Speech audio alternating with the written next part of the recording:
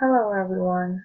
My oral presentation is going to be on disproportionality of children of color in the child welfare system. We did touch a little bit on this topic, I believe on week 3, and looked at some of the factors and the issue of the overrepresentation of some race and underrepresentation of others. And guess I'm just gonna talk more in depth on this topic.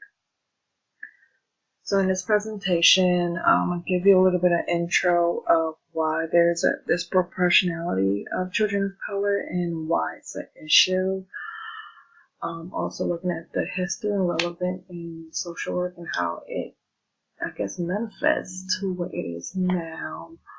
I'm also going to share some services that are placed to help the population and overcome some of the issues of facing in the child welfare system, as well as some interventions that could be practiced when engaged with individuals in the community and agency, as well as what could be done the more broader point of view as organization, programs placed, whether through federal or state-wise. And I'm going to tie up everything in my conclusion and what this means moving forward. And let's get into it. So, believe this is 2010 statistics. Over 73 million children were found living in the United States under the age of 18. And going a little more in depth with the number, 29% of those children were considered to be children of color. And African American, Latinos, Native American, Asian Americans, and other races make up that 29%. 52% of the children population were white compared to 40% were minorities, and I believe that's 2010 statistics. So the issue.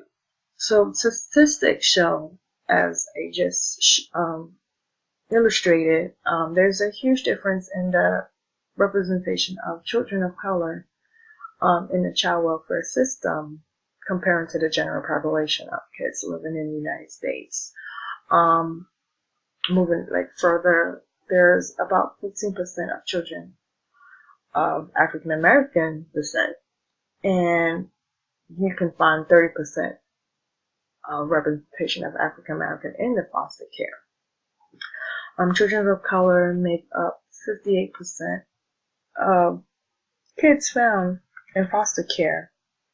According to the Adoption and Foster Care Statistics of 2012, Native American make up 1% of the U.S. population, but there's 2% of Native Americans that are shown to be placed in out of home care versus in-home services. And this is just a few charts that you can see some of the distributions of ethnic groups in the foster care system, adopted from the foster care system, and the numbers and the percentage speak for themselves.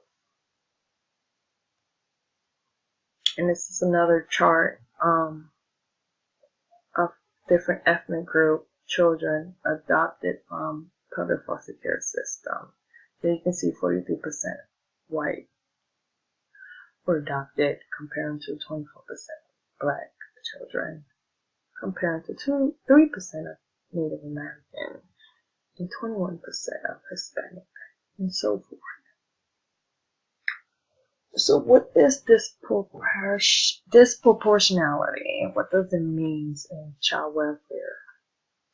So basically, it's just looking at the difference in percentage of different ethnic groups, whether they could be overrepresented, African American, or underrepresented Asian American kids, in the country, comparing to this general population. So comparing this number to white children.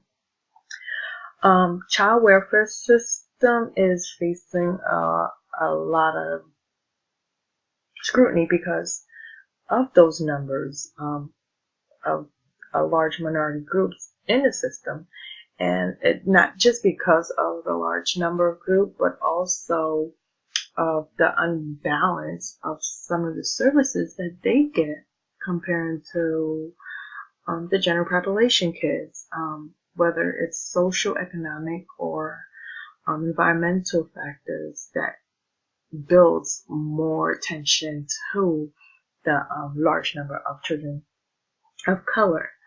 And to share some of the issues in the treatments and the services that they receive in child welfare system, they're more likely to be placed in out-of-home care than receiving in-home care services. They're more likely to have frequent changes in placement, so they don't tend to stay in one foster care home or other facilities for a longer period of time. They're moved from home to home, place to place, facility to facility. Is less likely for unification with birth parents. It's not really something that's pushed or encouraged or for whatever reason.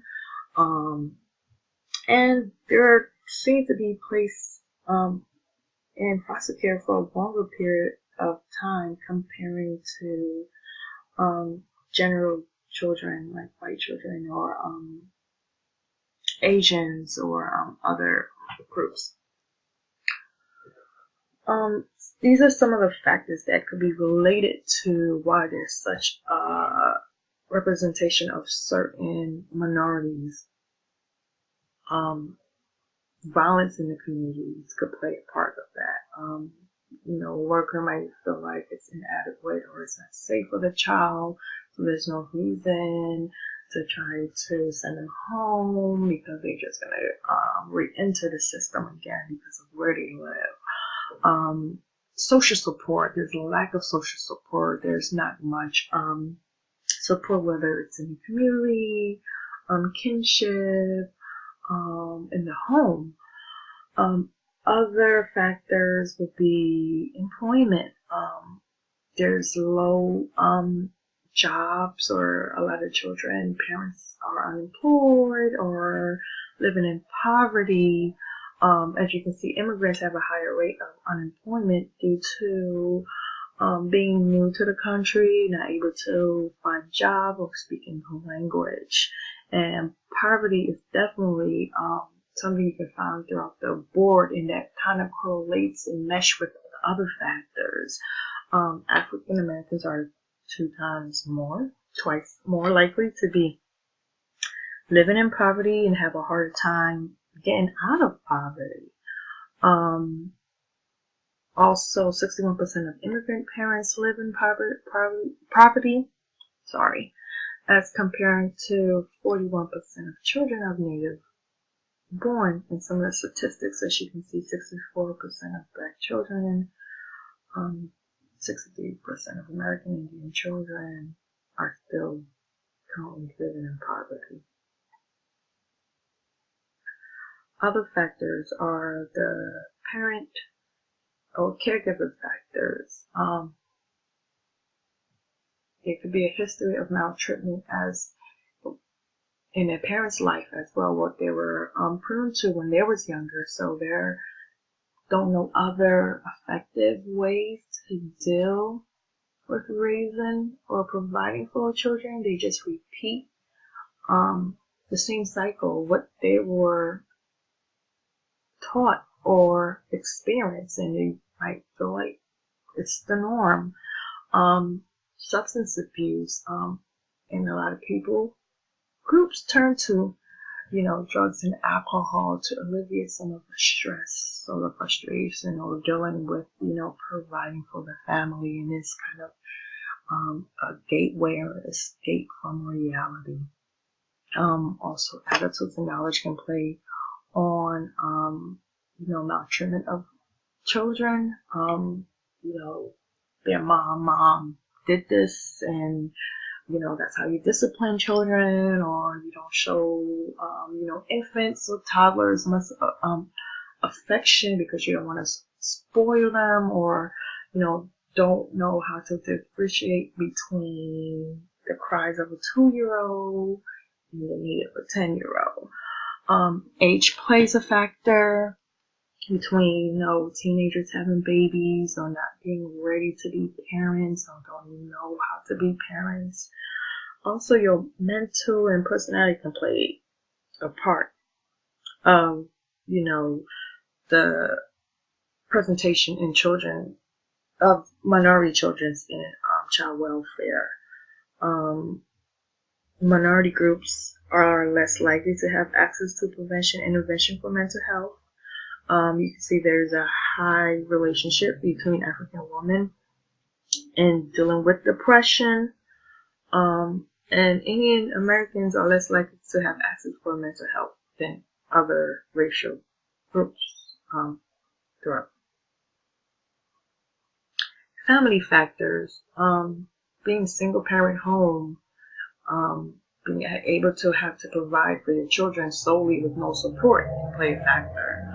A large family size where you can have the grandmother and the sister and the brother and a cousin and an uncle and friends all living under the same roof. So not having knowing who's who and whatever, and a big group of individual under one home or roof could be overwhelming. It could be stressful. It can impact child maltreatment or abuse and neglect. Domestic violence.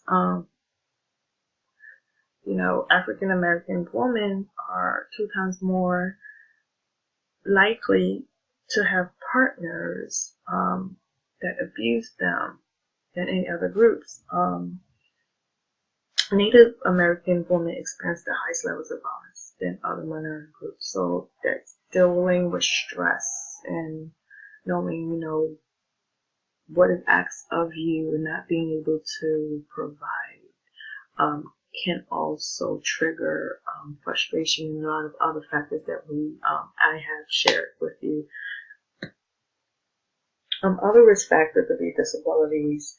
It could be really hard taking care of a disabled child and the need that they need, and it could be frustrating in doing it alone and not having the right resources. Age of the child can, like I told before, can play a factor. The need of infants, being able to be in tune with them and dealing with them could be very frustrating. Not having the patience or the right parenting skills. The system of child welfare alone can be a factor of the numbers of children. And we can see workers who be just having prejudgment of a family just based on what we see or hear, being biased of the group or letting media or stereotypes play on a group or a family, not understanding their culture or where they're coming from, or or how to interpret certain behaviors or deal with certain issues, and we can look at it the wrong way and just automatically identify it as maltreatment versus this is the norm or this is a practice in that culture. Lack of resources, like an unequal balance of what minority groups receive versus what white children and white families receive is unequal, such as like the housing and counseling or even child care services. So I'm gonna run through the history, and for time's sake, I'm gonna stop here and make another video, part 2. So stay tuned.